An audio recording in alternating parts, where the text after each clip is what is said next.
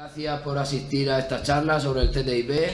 Gracias a los ponentes que tenemos en la mesa, al compañero Antonio y vecino aquí de Callosa, diputado en las Cortes, y a la compañera de Esquerra Unida, miembro del grupo de Izquierda Unida en el Parlamento Europeo.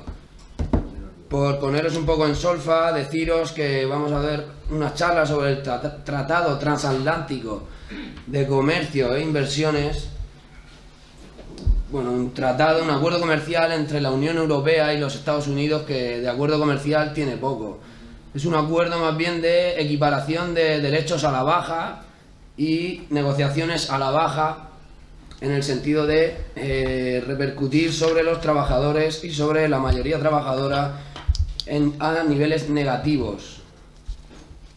Este tratado pretende equiparar pues, normativas en ambos lados del océano, pero normativas, como ya digo, pues a la baja, como ya ocurriera con otros tratados supuestamente del libre comercio, que tanto quieren expandir esa palabra, pero que al final no llega a ser un libre comercio, es un comercio totalmente controlado por las grandes empresas, que lo único que buscan es su beneficio a costa pues, de los bajos costes de producción y de los bajos salarios, lo cual a nosotros nos afecta gravemente.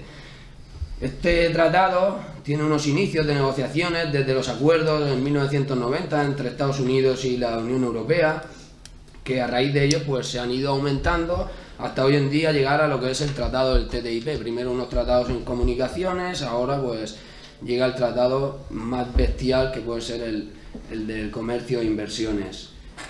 Que decir que un tratado totalmente silenciado, que la transparencia brilla por su ausencia, y esto ahora lo explicará muy bien Marina, cómo se les impide a los europarlamentarios toda la información sobre esta negociación que se está llevando a cabo, una negociación totalmente contraria a la soberanía de los países que pertenecemos a la Unión Europea y también contraria a la soberanía de la mayoría trabajadora en Estados Unidos, porque esto no es una cuestión de los estadounidenses contra los europeos, sino del gobierno de Estados Unidos y las grandes empresas de Estados Unidos con las grandes empresas de la Unión Europea. Cuando algo está tan silenciado, seguramente es porque no interesa que nosotros conozcamos el porqué de este silencio. Y no interesa porque claramente pues, esta negociación traerá pues, muy malos tiempos para nuestra vida diaria.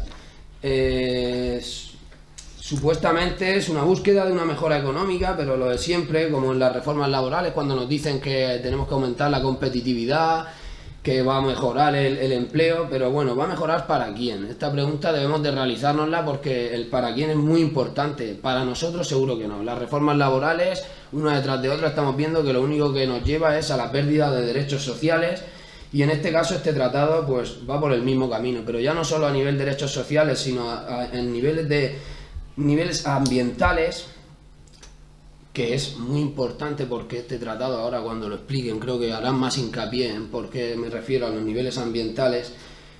Limita a la baja pues las fronteras o las líneas que marca la Unión Europea, pues como puede ser en emisión de dióxido de carbono, en la alimentación, en medicación, y ahora veremos un poquito todo este tratado. Como he dicho, pues la equiparación de los derechos sociales, laborales y ambientales a la baja, que va a repercutir en todo, no solo bueno, aquí lo hablamos desde Europa, pero hay que dejar claro, y quiero dejarlo claro, que esto no es una cuestión de Estados Unidos contra Europa, sino de las grandes empresas y los gobiernos contra la mayoría que la sufrimos. Otra cosa muy importante que este tratado nos va a hacer es que le da vía libre al fracking. Un fracking que ya hemos visto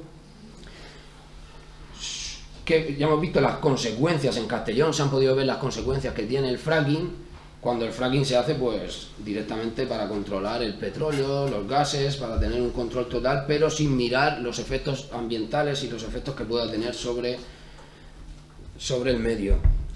Bueno, y por mi parte nada más, os dejo con los compañeros y ellos harán ya ahora más hincapié en todo el tratado. Y nada, muchas gracias por vuestra asistencia.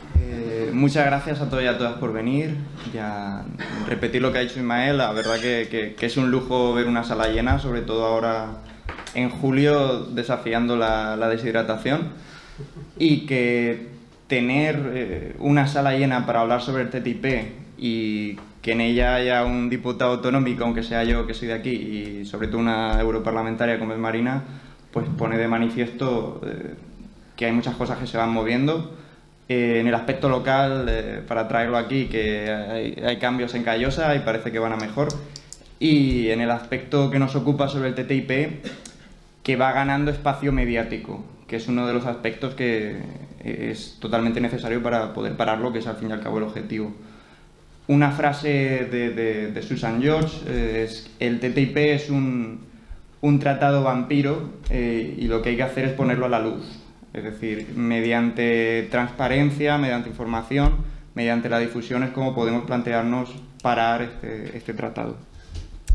Yo voy a ocuparme, como ya ha comentado, más o menos ha contextualizado Ismael, yo voy a ocuparme de una visión más global sobre el asunto, y Marina, que trabaja allí de primera mano en Bruselas sobre el contenido del tratado, pues nos puede marcar más en materia. Como ha comentado Ismael, el TTIP se presenta como un tratado de libre comercio en relación internacional, creando una zona de libre comercio en la zona atlántica entre Estados Unidos y la Unión Europea. Si este fuera simplemente el sentido de la cuestión, si habláramos simplemente de un tratado más, del libre comercio, pues entraríamos en un debate que ha sido, digamos, continuo a lo largo de nuestra historia, no tendría mucho de especial. Es decir, unos alabarían las bondades del libre comercio, diciendo que eso implica mayor riqueza, el desarrollo de los pueblos, eso implica progresar. Otros diríamos que eso implica también desindustrializar zonas, que es la economía más fuerte la que tiene las de ganar en ese libre comercio, que la libertad, siempre entendida en entornos desiguales, es la libertad siempre del más fuerte para imponer sus normas. Nos moveríamos también, algunos defenderían esa teoría del goteo, que es decir, si a los ricos les va bien, a todos nos va a ir bien, porque esa riqueza va a ir goteando, se van a crear puestos de trabajo, van a pagar impuestos. Otros diríamos que las sucesivas crisis históricas han demostrado que esa teoría es falsa, lo podemos ver ahora mismo, como los ricos cada vez son más ricos y mientras hay una mayoría social cada vez más empobrecida y la brecha es mayor. Pero estaríamos, repito, en un contexto bastante común en lo que es el debate político, libre comercio. Lo que diferencia al TTIP de otros tratados es que representa el final de una hoja de ruta continua, como comentaba Ismael, y un salto cualitativo y cuantitativo, tanto en sus formas totalmente silenciadas. De hecho, va ganando, como decía, digamos, espacio mediático, espacio político, pero hasta hace poco estaba totalmente enterrado, y también en el fondo, y también en las leyes internacionales. Los tratados, cuando se negocian, tienen rango de ley superior a las nacionales. De hecho, que pueden ser prácticamente irreversibles una vez se aceptan. Entonces, esta noción de irreversibilidad, es decir, una vez que se acepte puede que no volvamos al lugar del que partíamos, ya más, lo que supone no es solo hablar de libre comercio, sino de un traspaso de poder de instituciones democráticas a multinacionales. Es decir, el punto clave y el objetivo final del Tratado de Libre Comercio, del Tratado Interatlántico de Libre Comercio, es mover el poder político de instituciones elegidas democráticamente y que tienen una legitimidad democrática a multinacionales con intereses privados. ¿Cómo se llega a esto, a esta equiparación entre multinacionales con estados? En primer lugar, el TTIP lo que hace es blindar los intereses de estas multinacionales. Las multinacionales, a partir de una de las patas fuertes del TTIP, que son las cláusulas ISDS, que son cláusulas de arbitraje privado, las multinacionales pueden escapar de la legislación nacional y llevar sus asuntos a arbitrajes privados, no elegidos democráticamente, sin ninguna fundamentación. Esto supone que las multinacionales pueden denunciar a estados si ven que sus beneficios se están poniendo en riesgo.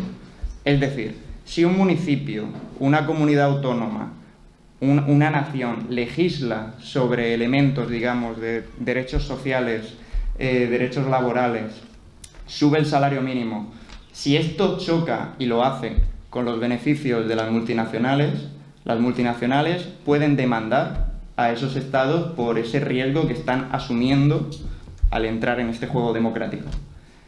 Y la ley que emana y que nos permite controlar a las multinacionales es, al fin y al cabo, la última defensa que tenemos en este tipo de casos.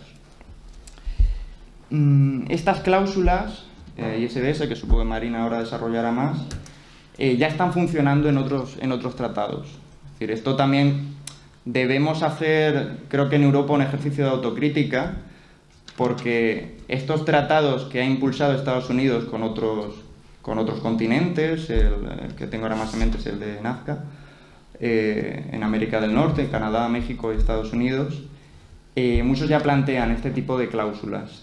Un ejemplo para que lo veáis fue en Egipto. En Egipto subieron el salario mínimo y una empresa francesa denunció al país ante un organismo de arbitraje independiente y el país tuvo que indemnizar a esta empresa en millones.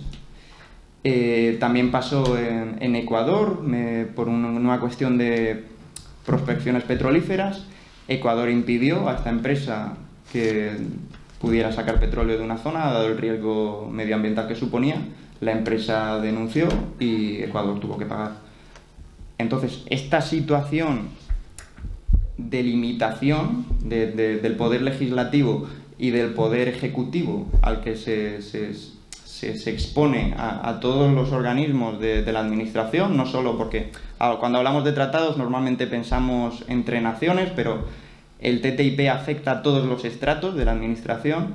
Cualquier ley en materia de sueldos, de protección medioambiental, de sanidad, de consumo, todas estas leyes van a ser bloqueadas por estos intereses de las multinacionales.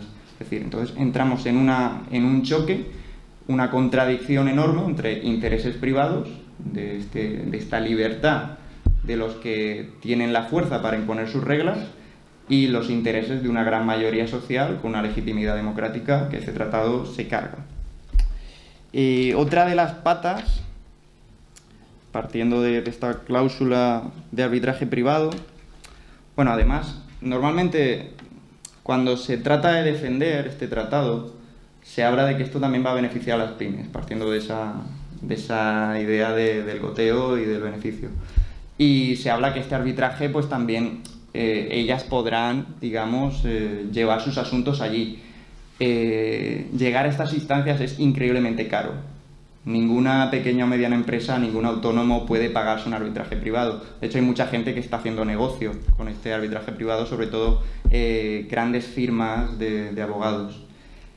El arbitraje, que ya existe en nuestro contexto nacional, es un arma muy poderosa, porque los laudos que salen de ahí son ejecutivos y son irrevocables. Pero claro, el arbitraje nacional tiene detrás una administración pública elegida democráticamente. Este arbitraje privado no, es una privatización de la justicia a la que solo pueden acceder grandes empresas para, como he dicho, primar sus beneficios privados por encima de los beneficios colectivos. La otra pata de este tratado, como comentaba también Ismael, es la homologación a la baja de las reglas que miden el consumo y que miden el comercio. ¿Qué significa esto? Nosotros tenemos en Europa una legislación muy fuerte, sobre todo para protección de datos, para producción agrícola, para alimentación, determinados químicos que son legales en Estados Unidos pero son ilegales aquí. Al homologar por bajo, al crear una zona de idéntica regulación de comercio, lo que se está primando es que todos esos químicos que no se usaban aquí puedan entrar. Por esto, uno de los aspectos donde más incide el TTIP es en la alimentación. Digamos que todo el asunto de hormonas en carne, de usar antibióticos en vacuno, la clorificación de pollos, todo esto que hace que se pueda producir una carne mucho más barata y de peor calidad, esto puede entrar ahora. También todo por el tema de los cereales transgénicos, que nos afecta tanto en la salud como al mundo rural. Es decir, esto al mundo rural lo destruye simplemente porque no puede competir. No puede competir con todo ese cereal tan barato y tan subvencionado como es el de Estados Unidos, que entra aquí. Entonces está poniendo en igualdad las multinacionales con, digamos, impulsar cooperativas ecológicas que crean comercio local, crean trabajo de forma local y protegen el medio. Entonces es que es imposible que puedan sobrevivir en este contexto. Es imposible crear un trabajo digno en este contexto donde solo puedes competir por abajo. Entonces, he dicho, como digo, la alimentación y el entorno rural se vería gravemente afectado. Otro de los grandes aspectos en los que incide este TTIP es en la sanidad, sobre todo por la cuestión de las patentes. El TTIP lo que implicaría sería que los estados soberanos tendrían que dejar de producir medicamentos sin marca.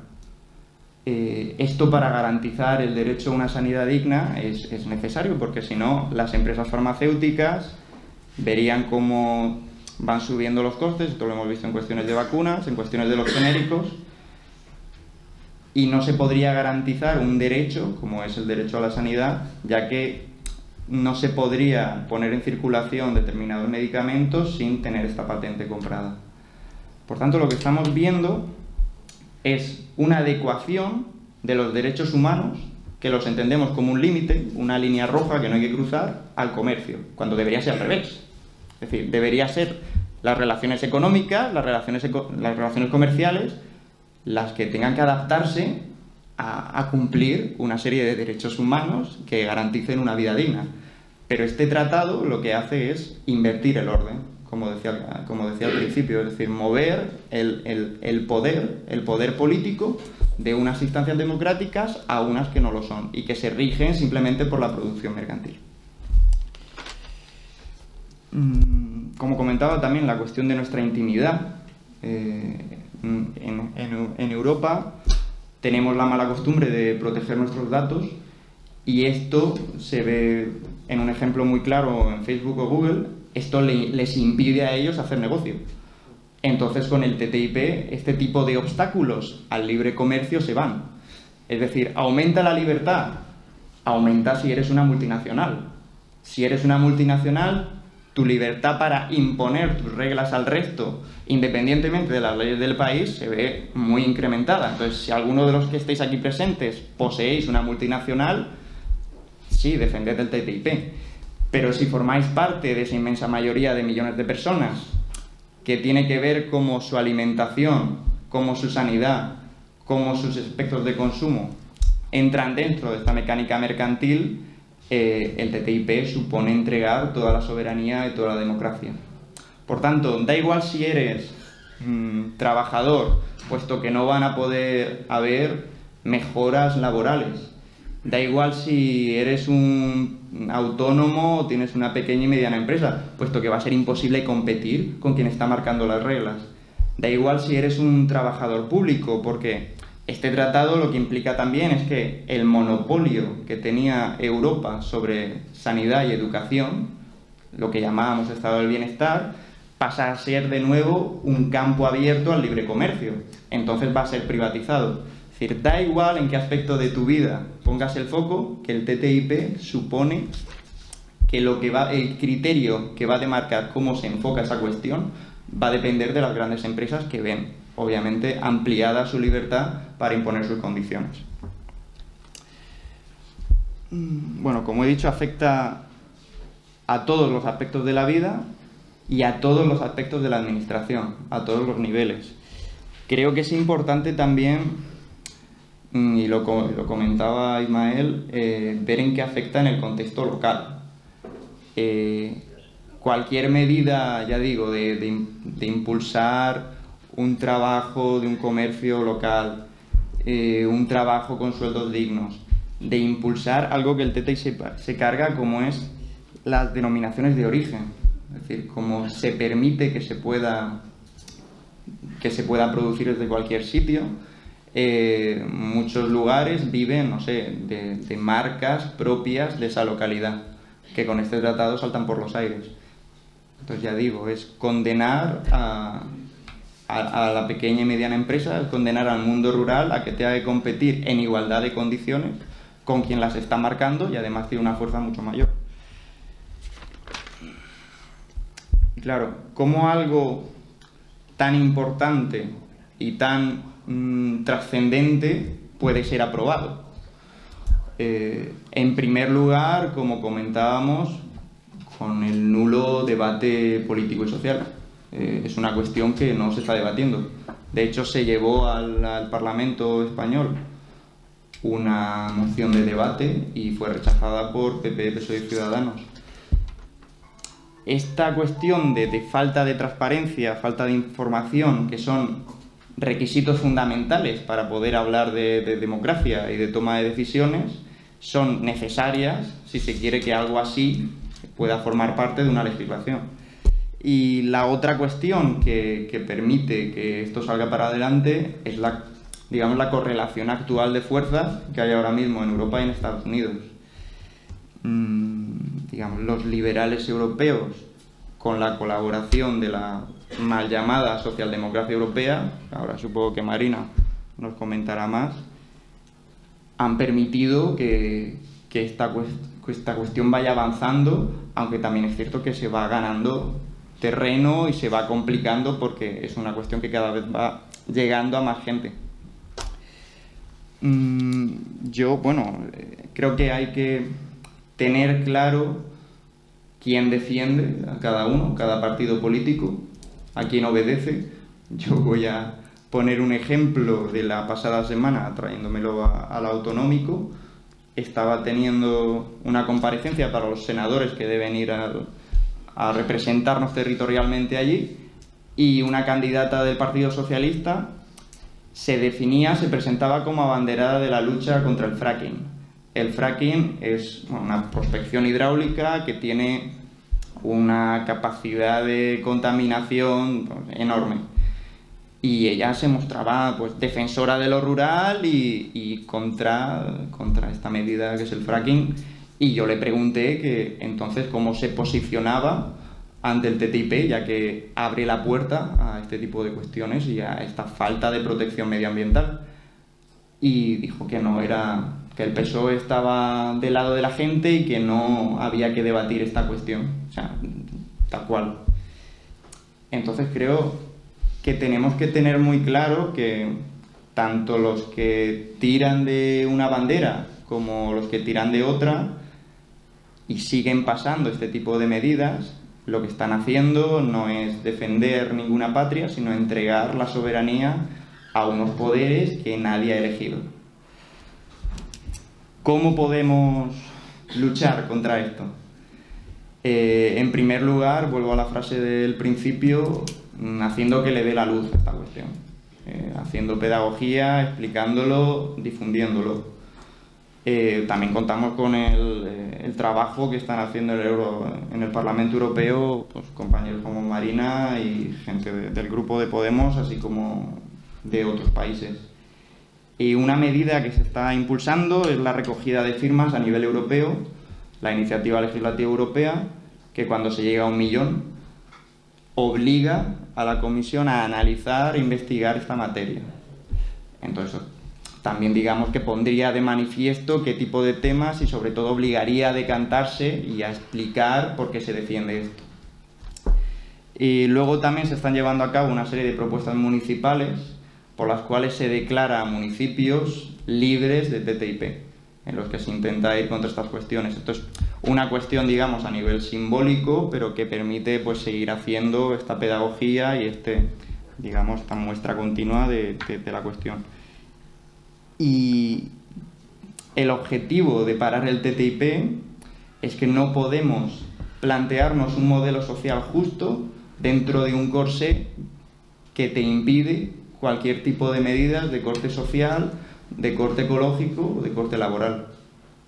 Entonces, tanto dentro del TTIP como dentro de la actual construcción de la Unión Europea, es imposible pensar este tipo de medidas. Es decir, esto creo que enlaza con esa sensación que se ha consensuado ya bastante y que creo que en el 15M cristalizó, que es que no podemos hablar de democracia cuando las decisiones importantes están siendo tomadas no solo fuera del país, sino por unas instancias que no tienen ningún tipo de legitimidad democrática, es decir, que se basan en intereses privados y no en una mayoría social que hay detrás. Igualmente no podemos hablar de democracia cuando estamos impulsando leyes que acaban con todos los derechos materiales que permiten que haya democracia.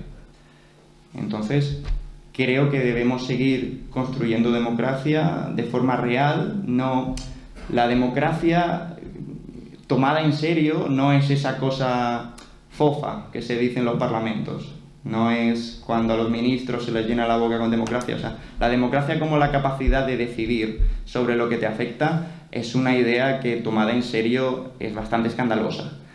Entonces creo que tenemos que luchar porque recupere su significado. Tenemos que hacer que la gente se defina y nos diga con quién está. Debemos hacer que el TTIP forme parte de la agenda política y de la agenda mediática. Y debemos, en suma, organizarnos para esta cuestión. Muchas gracias. Nada más. Bueno, buenas tardes a todos y a todas. Y en primer lugar, y como no puede ser de otra manera, pues agradecer a Izquierda Unida y a Podemos el que se haya organizado este acto, una charla para hablar sobre el TTIP, porque la verdad es que el resto de partidos es un tema que tienen absolutamente oculto, que no están sacando a debate, y es más que cuando se les pregunta, bueno, pues tratan siempre de evitarlo, ¿no? Por eso yo creo que es importante este tipo de espacios para que podamos debatir y para que podamos informarnos, ¿no? Y el otro día leía un artículo en el que nos decía que el BBVA, Santander, La Caixa, Telefónica, Mapfre, Endesa, Iberdrola, Inditex y Repsol llevan ya meses haciendo declaraciones públicas a favor del TTIP, de este Tratado de Comercio y Inversión Unión Europea-Estados Unidos. Declaraciones del tipo que el TTIP es una oportunidad única, que es un acuerdo absolutamente necesario, que va a ser una referencia para el mercado mundial, que es absolutamente imprescindible, ¿no? Y la verdad es que no se limitan solo a hacer declaraciones públicas, va mucho más allá. De hecho, estas empresas del IBEX 35, pero también junto a otras multinacionales europeas y estadounidenses, lo que tienen en Europa es todo un ejército de lobistas haciendo presión. Lo que tienen es a decenas, centenares de personas que están en el Parlamento Europeo, que están en la Comisión Europea, haciendo presión para que se apruebe este tratado, el TTIP. De hecho, se dice que el 90% de las reuniones que han mantenido el equipo negociador las ha tenido con lobistas, con representantes de las grandes empresas, y que el resto, apenas un 10% no llega, han sido con sindicatos o con organizaciones sociales o con organizaciones ecologistas. Pero no solo es las declaraciones públicas, no solo es el trabajo de lobby, de presión que están haciendo en el Parlamento Europeo, sino que además se están dedicando estas empresas a pagar informes, por tanto hechos a su medida, para un poco intentar hacer un ejercicio de divulgación e intentar convencer a la mayoría de la población de los beneficios de este tratado, ¿no? De hecho, uno de los estudios que siempre nos sacan a relucir el Partido Popular y el Partido Socialista es un estudio que dice que si se firma este tratado se van a crear 400.000 nuevos empleos cada año en la Unión Europea, que vamos a tener un crecimiento anual de un 1%. Y es un informe, pues eso, que siempre nos lo están enseñando, y cuando nos ponemos a rascar nos damos cuenta que este informe es un informe que está hecho por el Center for Economic Policies, pues un centro de estudios, ¿no? Pero que el estudio está pagado por el Banco Santander, por La Caixa, por el Deutsche Bank, por Citigroup, es decir, por todas estas grandes empresas y por estas grandes corporaciones financieras, ¿no? Por tanto, un informe hecho a medida de quien lo paga, ¿no? Y diciendo aquello que los que pagan quieren que diga el informe. Y entonces yo creo que la pregunta que nos tenemos que hacer es ¿por qué este desmesurado interés de las grandes empresas de apoyar el TTIP, ¿no? ¿Por qué tanto interés tienen estas empresas? ¿Es que realmente estas empresas están súper preocupadas por los millones de parados y paradas que tenemos? ¿Es que están súper preocupadas por los millones de personas pobres que hay en estos momentos en Europa? ¿Es que están preocupadas por las personas que están siendo expulsadas por los bancos y de repente en un ataque de altruismo y de solidaridad han visto que el TTIP va a ser buenísimo para estas personas y por eso hay que apoyarlo? Pues bueno, evidentemente no. Evidentemente, si estas grandes empresas apoyan el TTIP, no es porque vaya a ser bueno para nosotras. Si lo apoyan, es porque va a ser bueno para ellas, ¿no? Se mueven este tipo de multinacionales, evidentemente se mueven por la pasta, se mueven por el dinero, y si apoyan el TTIP es porque saben que va a tener enormes beneficios para sus accionistas, para los grandes accionistas, ¿no? Creo que a veces hay que atender a los clásicos, ¿no? Y si atendemos un poco al marxismo, ya nos decían que sus intereses son siempre contrapuestos a los nuestros, que los intereses de los poderosos son contrapuestos a los intereses de los trabajadores y de las trabajadoras. Es decir, que si ellos ganan es porque nosotros perdemos. Que al final sus riquezas, sus lujos, sus yates, sus mansiones, sus joyas, todo eso sale gracias a la pobreza, al paro, al hambre, a la miseria de millones de trabajadores en el mundo. Es decir, que al final la manera que tienen estas grandes corporaciones de ganar mucho dinero es aumentando la explotación de los trabajadores y las trabajadoras y aumentando también la explotación del planeta, de los recursos naturales, ¿no?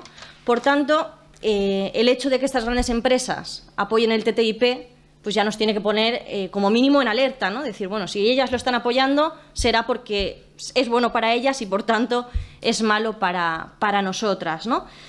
Y también hay que decir que estas grandes empresas, estas multinacionales, siempre tienen gobiernos que actúan de siervos, ¿no? Gobiernos de los suyos que actúan siempre en beneficio de estas grandes empresas, gobiernos o gobernantes que están gobernando pensando en que su jubilación va a ser el sillón del Consejo de Administración de Repsol, de Endesa o de Iberdrola.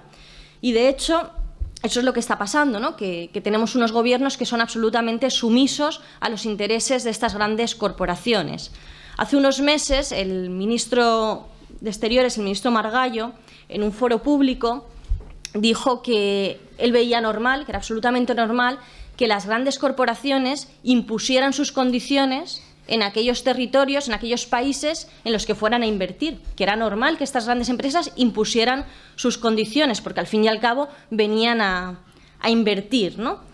Y realmente no hace falta que lo diga el ministro Margallo, porque eso es lo que llevan haciendo hasta ahora. Hasta ahora son las grandes empresas, es el poder financiero, es la banca la que está imponiendo las normas, ¿no? ¿Qué es si no la reforma laboral? ¿Qué es si no la reforma de las pensiones? ¿Qué es si no el hecho de que les hagan rebajas de los impuestos? Pues al final son condiciones que imponen los poderosos, que nuestros gobiernos sumisamente cumplen y que nosotras, los trabajadores y trabajadoras, evidentemente acabamos pagando, ¿no?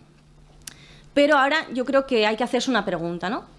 ¿Qué pasa si llega un momento en que los gobiernos dejan de ser sumisos a las multinacionales, ¿no? ¿Qué pasa si de repente aquello que ha sucedido en Barcelona o en Madrid o en Zaragoza o en Galicia en las últimas elecciones se convierte en un fenómeno que va mucho más allá de lo municipal, ¿no? ¿Qué pasa si de repente el pueblo se levanta y el pueblo empieza a poner a gobiernos que responden realmente a la mayoría de la población? ¿Qué pasa si de repente los gobiernos responden al pueblo y dejan de responder a las multinacionales? ¿Qué pasa si de repente los gobiernos empiezan a legislar para que no haya desahucios, empiezan a legislar para que no haya una familia que se quede sin luz y sin agua, empiezan a legislar, al fin y al cabo, en contra de las multinacionales, ¿no? Porque todas aquellas medidas que se tomen en favor del pueblo, en realidad van a ser medidas que de alguna manera le estén plantando cara a los bancos, ¿no? Pues bueno, yo creo que ahí es donde entra en juego el TTIP, ¿no? Este Tratado de Comercio e Inversión Unión Europea-Estados Unidos. Es decir, las élites se tienen que blindar frente a futuros cambios que se puedan producir en los gobiernos. Es decir, tienen que, si ven que puede estar gestándose un cambio, igual que el cambio que se produjo en Latinoamérica, ¿no? Si ven que de repente puede haber países que hagan como Venezuela o como Bolivia o como Ecuador, bueno, pues ahí se tienen que blindar, ¿no? Y tienen que tener algo, un mecanismo que impida que ellas salgan perdiendo. Y eso es el TTIP. El TTIP al final lo que trata es de dejarlo todo bien atado y bien atado por arriba, para que las multinacionales queden protegidas y para que, aunque haya gobiernos de izquierdas, para que aunque haya cambios políticos y económicos de verdad en determinados países, al final ellas salgan ganando. Es decir, que no haya margen de maniobra ni en los gobiernos locales, ni en los gobiernos autonómicos, ni en los gobiernos estatales, que no haya margen de maniobra porque ya esté todo bien cerrado por arriba, ¿no? Para que ya esté todo acordado por arriba. Y yo creo que ese es uno de los primeros objetivos del TTIP, ¿no? Pues eso, pararle los pies a la izquierda, que aunque la izquierda gane en las urnas, no puedan hacer políticas de izquierdas. Y después, si nos vamos a lo que es el mandato de la Unión Europea para los negociadores, es decir, aquello que la Unión Europea les dice a sus negociadores que tienen que negociar con Estados Unidos, pues también queda clarísimo, ¿no?, cuál es el objetivo, porque literal el mandato dice que este es un tratado para que no haya obstáculos, para que no haya trabas para los inversores, para que no tengan ninguna traba para poder acceder a los mercados y, sobre todo, para que haya el mayor nivel posible de protección jurídica a los inversores de Estados Unidos en Europa y a los inversores de Europa en Estados Unidos. Es decir, un tratado para que no tengan trabas y para que no tengan obstáculos las multinacionales, para que campen a sus anchas. Y también aquí nos tenemos que preguntar cuáles son las trabas, ¿no?, y cuáles son esos obstáculos que quieren eliminar, ¿no? ¿Qué obstáculos hay que ahora quieren eliminar? Bueno, pues evidentemente nuestros derechos laborales, bueno, pues queramos que no, son un obstáculo para que las empresas ganen más dinero, porque claro, si nos tienen que pagar vacaciones y solo podemos trabajar 8 horas al día, sí, pues claro, eso es un problema para las grandes empresas. Nuestras pensiones públicas, por ejemplo, oye, pues eso es un obstáculo para los bancos que quieren hacer negocio con las pensiones privadas. No sé, las normativas de protección medioambiental, pues eso también es un obstáculo para aquellas empresas que quieren venir a hacer fracking y a sacar el gas. O, por ejemplo, nuestra sanidad pública, pues también es un obstáculo para las empresas como Sanitas, como Adeslas, que quieren hacer negocio con la sanidad, ¿no? Pues al final se trata de eso. Se trata de que todo aquello que les molesta pueda ser eliminado, ¿no? De hecho, el anterior comisario de Comercio, el comisario que empezó las negociaciones, lo dijo clarísimamente también. Dijo que el objetivo del TTIP es eliminar normativas a ambos lados del Atlántico para que las empresas puedan operar libremente. Es decir, eliminar normativas o igualar normativas a la baja, que viene a ser lo mismo, ¿no? Y en ese sentido vendría todo lo que estaban comentando Ismael y Antonio, ¿no? ¿Qué normativas quieren tocar?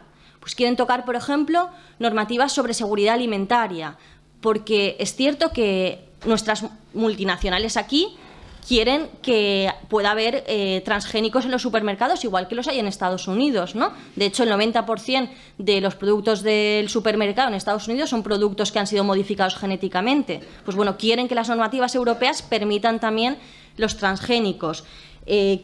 Por ejemplo, también quieren modificar todo lo que serían las normativas sobre etiquetado de productos, ¿no? Que no tengan la obligación de poner si esto tiene muchas calorías o si esto tiene mucho azúcar. Luego, por ejemplo, también comentábamos el tema de los productos químicos. En Europa existe el principio de cautela para un producto químico, es decir, que antes de salir un producto al mercado tiene que demostrarse que no es malo, que no va a perjudicarnos, ¿no?, ni a nuestra salud ni al medio ambiente. En Estados Unidos funciona al revés. Tú sacas el producto y si luego se demuestra que es malo, pues ya se retirará. Entonces quieren también que aquí no funcione nuestro principio de cautela. En temas medioambientales, ya lo hemos hablado, el tema del fracking, en temas de servicios públicos, evidentemente, la educación, la sanidad, el bienestar social. Eso es un mercado suculento para muchas empresas. En el sector agrario, al final, quieren que vayamos a un modelo como el modelo estadounidense, donde son las grandes industrias agroalimentarias las que controlan la tierra y son, evidentemente, grandes explotaciones y no bueno, pues la explotación más familiar, como podemos conocer aquí. Quieren reforzar las patentes de los medicamentos, quieren que nuestros datos sean un negocio para las empresas, ¿no? Al final un poco se trata de eso, de todas las normativas que nos protegen de alguna manera puedan ser eliminadas porque son normativas que molestan a las empresas, ¿no? Al final todo esto se hace en nombre del libre mercado, pero hay que decir que es una gran mentira, que no quieren libre mercado, lo que quieren es un mercado regulado hacia sus intereses. O sea, no es que no quieran intervención pública, lo que quieren es una intervención pública, pero favorable a sus intereses. Y bueno, ¿cómo van a hacer esto de las normativas? Pues tienen dos vías, ¿no? Por una parte, la convergencia reguladora, el Consejo de Cooperación Reguladora, que es un consejo que todavía no sabemos quién lo va a formar, pero es un consejo por el cual pasarán todas nuestras normativas para que ese consejo las adapte al TTIP. Es decir, que esto no se acaba cuando se firme el TTIP. Que el TTIP se firmará, que montarán ese consejo y a partir de ahí cada ley, cada norma, cada reglamento, bueno, pues puede ser revisado por ese consejo para adaptarlo al tratado, ¿no? Que ya estará firmado. Y luego la otra manera es el ISDS, lo que estaba explicando Antonio, ¿no? El ISDS, esos tribunales de arbitraje privados, que es un mecanismo, se llama Mecanismo de Resolución de Controversias Multinacionales Estados. Es decir, que cuando un gobierno legítimamente elegido en las urnas saque una ley, pero esa ley haya una multinacional que diga que le perjudica en sus beneficios, la multinacional denuncia al Estado a un tribunal de arbitraje privado que está al margen de la jurisdicción nacional y de la jurisdicción europea y bueno, y ese tribunal de arbitraje puede decidir que el Estado tiene que pagarle no sé cuántos miles de millones de euros a la multinacional porque le ha perjudicado esa ley. Aunque sea una ley, pues ya digo, que sea de un gobierno legítimo, que la haya aprobado un parlamento, da igual. Si a la multinacional le molesta, la multinacional pone una demanda y si la gana, el Estado tiene que pagar. Y estos tribunales de arbitraje, como bien decíamos, ya existen. O sea, esto no es una cosa así de ciencia ficción, es que esto ya existe. Es que en estos momentos hay cantidad de tratados que están vigentes, tratados de inversión, tratados comerciales bilaterales, normalmente son bilaterales, pues bueno, Francia, Egipto, Estados Unidos, México, hay cantidad de acuerdos comerciales que ya tienen estos tribunales de arbitraje y que ya están actuando. Antonio ponía el ejemplo de Egipto, ¿no? De cómo cuando suben el salario mínimo, una multinacional francesa denuncia al Estado de Egipto porque había un convenio, un tratado Francia-Egipto. Entonces, la multinacional francesa, bueno, pues como dice que al subir el salario mínimo ella tiene que subir el salario a sus trabajadores, pues que eso le perjudica. Pero hay más, ¿no? Por ejemplo, tenemos como Philip Morris, la tabacalera, denuncia a Uruguay porque Uruguay saca una ley antitabaco, así parecida a la nuestra, ¿no? Que le obligaba en las cajetillas a poner, pues eso, que fumar mata, que fumar es perjudicial para la salud. Bueno, pues entonces la tabacalera demanda a Uruguay por esa ley antitabaco, una demanda de 2.000 millones de dólares por la ley antitabaco. O tenemos, por ejemplo, el caso de Alemania. Alemania también tiene un tratado con Suecia, un tratado de inversiones. Cuando Alemania decide que va a parar la energía nuclear, una empresa sueca, Ventafall, demanda a Alemania por 3.700 millones de euros. Es decir, que esto ya está a la orden del día. Ya tenemos esos tribunales, que además son tribunales donde la multinacional denuncia al Estado. Ahora bien, no son tribunales para que el Estado denuncie lo que hacen las multinacionales, no funcionan a la inversa.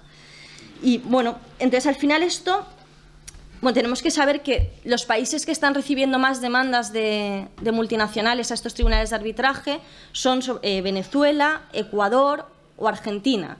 Es decir, países que de alguna manera unos más que otros, pero están bueno, pues intentando hacer políticas en beneficio de la mayoría de la población.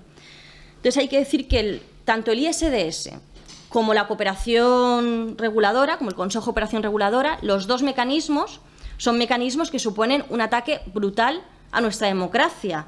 Es decir, porque al final son las multinacionales las que van a acabar haciendo las leyes, o las leyes van a ser hechas a su medida, ¿no? Y el ISDS, los tribunales de arbitraje, además claramente son una amenaza. Es decir, gobierno que no se pliegue a los intereses, a los deseos de los magnates de las multinacionales, gobierno que va a recibir una demanda a la que probablemente no vaya a poder hacer frente, porque son demandas, como digo, multimillonarias, ¿no? Y esto actúa, como decíamos, a todos los niveles. Esto sirve para un gobierno del Estado, pero también para un gobierno autonómico o para un ayuntamiento. Y ahí quiero poner un ejemplo para que veamos cómo nos puede afectar en nuestro pueblo. Si, por ejemplo, un ayuntamiento decide remunicipalizar un servicio privatizado, pues no sé, el agua, ¿vale? En un pueblo se ha privatizado el agua, un gobierno del PP privatizó el agua, y luego llega un gobierno de izquierdas y quiere remunicipalizar el agua. Bueno, pues si el TTIP se firma, siempre puede haber una multinacional del agua que denuncie porque le están perjudicando, porque ahora esa multinacional no puede acceder a un mercado al que hasta ahora podía acceder. Y el gobierno local de un ayuntamiento se va a ver expuesto a una demanda que, evidentemente, con la situación financiera que están los ayuntamientos, no va a poder asumir. Por tanto, esto sirve ya como amenaza. Que no se te ocurra hacer esto porque te voy a demandar.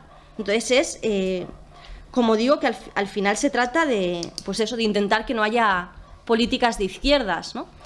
Y a mí me ha gustado una cosa que comentaba Ismael, ¿no? Que yo también siempre suelo recalcar, que tengamos en cuenta que, porque a veces, bueno, cuando intentamos simplificar mucho, ¿no? Pues esto puede acabar pareciendo que es eso, un Estados Unidos que quiere venir aquí a arrasar con todos nuestros derechos. No, o sea, los trabajadores y trabajadoras de Estados Unidos no quieren venir aquí a arrasar con ninguno de nuestros derechos. O sea, al final hay que entenderlo, o sea, no hay que entender que esto sea un enfrentamiento territorial, esto no es un choque Estados Unidos contra Europa, sino que esto son las multinacionales de Estados Unidos y las multinacionales de Europa contra los trabajadores y trabajadoras de Estados Unidos y los trabajadores y trabajadoras de Europa, porque también con esto los trabajadores y trabajadoras de Estados Unidos van a salir perjudicados. No nos pensemos que solo nos perjudica a nosotros, porque de la misma manera que sus multinacionales están presionando, las nuestras también. Quiero decir que al final, y no son las multinacionales de Estados Unidos solo las que quieren venir aquí a hacer fracking, es que las multinacionales de capital europeo también quieren tener fracking aquí. Entonces, lo digo para que marquemos las cosas como son, que esto no es un conflicto territorial, que esto es un conflicto de clases, esto es un conflicto de los poderosos, de las élites contra las clases trabajadoras. Y al final el TTIP de lo que se trata es de un paso más, ¿no? Dentro de todas estas políticas neoliberales, un paso más para que se continúe garantizando el enriquecimiento de unos pocos a costa de los trabajadores y trabajadoras y a costa de continuar saqueando los recursos naturales de nuestro planeta.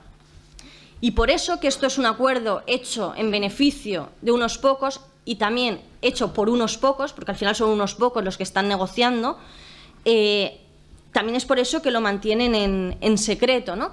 Y lo mantienen en secreto no solo para los ciudadanos y ciudadanas, sino también en secreto, como decíamos, para los parlamentarios que estamos en el Parlamento Europeo, ¿no? De hecho, bueno, o sea, yo creo que habréis oído, ¿no? Porque una de las cosas que más se ha comentado es el tema de la sala de lectura, de la reading room, que es como una sala, no sé, medio secreta, ¿no? Dicen. Pero bueno, la realidad es que lo de la reading room puede ser que sea lo más espectacular, ¿no? Lo más peliculero, pero eso no es lo más grave. Lo más grave es que cuando nosotras pedimos tener acceso a un documento del TTIP, es decir, a las actas de negociación, a los documentos que se están intercambiando Estados Unidos con Europa, ¿no? Porque al final el TTIP aún no está redactado, digamos. Ahora lo que hay son documentos que van negociando, documentos que se van enviando. Bueno, pues cuando las parlamentarias pedimos que queremos ver uno de estos documentos, entonces nos hacen firmar a nosotras un papel en el que nos comprometemos a que no vamos a hacer ninguna copia de ese documento, que no vamos a tomar ninguna nota sobre ese documento, que no vamos a difundir el documento y, sobre todo, que no vamos a contar absolutamente nada de lo que leamos del documento. Que entonces es de, bueno, ya, entonces ¿para qué lo leo? Quiero decir, ¿para quedarme yo con mi rabia por dentro? Y te amenazan, en el papel este que firmas, te amenazan de que si das difusión al documento, de que si haces una copia, de que si el contenido del documento llega a saberse por ti, ¿no? Porque tú le das difusión, que te vas a ver sometida a procesos penales. Es decir, la amenaza es clarísima.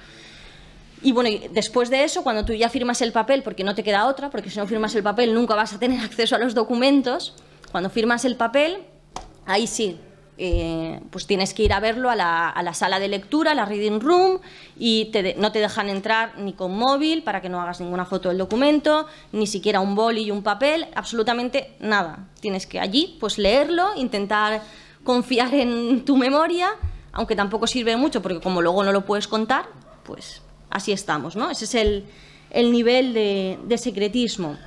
Pero además esto lo sabemos desde el principio, porque cuando empezaron las negociaciones, el jefe negociador de Europa envió una carta a su homólogo estadounidense, que estaba muy preocupado, y le aseguró que los documentos sobre el TTIP iban a ser secretos, o sea, los intercambios, las actas de negociación y tal, iban a ser secretos durante 30 años.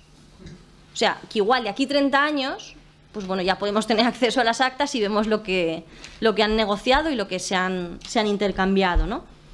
Y la cosa llegó hasta tal punto que incluso la defensora del pueblo de la Unión Europea, que no podemos tachar de radical de izquierdas, ni muchísimo menos, incluso ella hizo un informe exigiendo más transparencia a la Comisión Europea y exigiendo más información a los ciudadanos y a las ciudadanas. Y bueno, por ir acabando, os cuento un poco cómo está ahora la situación, ¿vale? Siguen las negociaciones, creo que estábamos en la 10ª ronda de negociaciones, y en el Parlamento Europeo, bueno, el tratado se supone que como mínimo lo tiene que aprobar el Parlamento, luego ya veremos. Nosotras lo que decimos es que es un tratado que asume también competencias estatales y que, por lo tanto, cada gobierno, o sea, cada parlamento estatal debería votarlo también, y en algunos casos incluso deberían ser referéndums, porque hay países que por su legislación, por ejemplo Francia, en estos casos tienen que hacer referéndum, ¿no? Pero bueno, eso será más adelante.